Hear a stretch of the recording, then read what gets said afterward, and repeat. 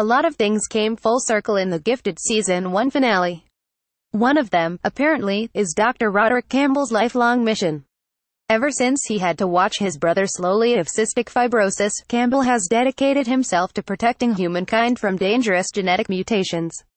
Anyone familiar with the rhetoric of Adolf Hitler will know that metaphors about unclean genes and diseases are staples of fascist rhetoric, and Campbell completes the image by giving a rousing speech about how regular humans once banded together to wipe out their Neanderthal rivals, and they can do it again.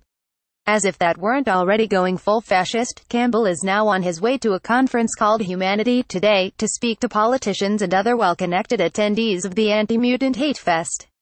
Campbell should know, however, that he has a big target on his back. As he is the main mind behind the Hound program, the Cuckoos are determined not to let him get to DC. So, they're working together with the mutant underground to infiltrate the event's security detail and grab Campbell when they get the chance. Esme and her sisters try again to sow division among the mutants by pointing out Blink used to have connections to the Brotherhood, but once Blink stops them from telepathically torturing a kidnapped anti-mutant official, that officially makes her one of us in Thunderbird's eyes. As a bonus, that connection allows Blink and Thunderbird to cap off their season-long tension with a kiss.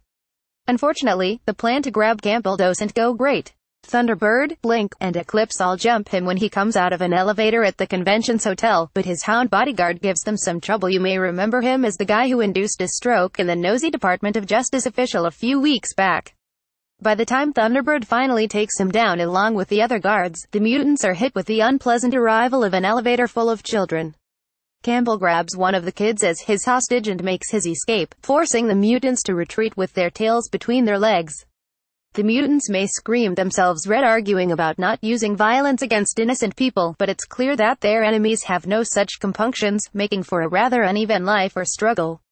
The Struckers aren't part of the kidnapping team because they're too busy protecting Reed's mother. Determined to get all possible information on Otto Strucker's X-gene research, Campbell is sending the Sentinels to round up everyone with any connection to Trask. Luckily the Struckers are able to smuggle their grandmother to safety in time, but not before revealing some big tensions between Andy and Lauren about how aggressively they should use their powers against their enemies. Lauren respects the values of the X-Men and wants to use her powers to protect people, but Andy has a more aggressive attitude. For now, the Mutant Underground remains an uneasy alliance. Recap continues on page 2.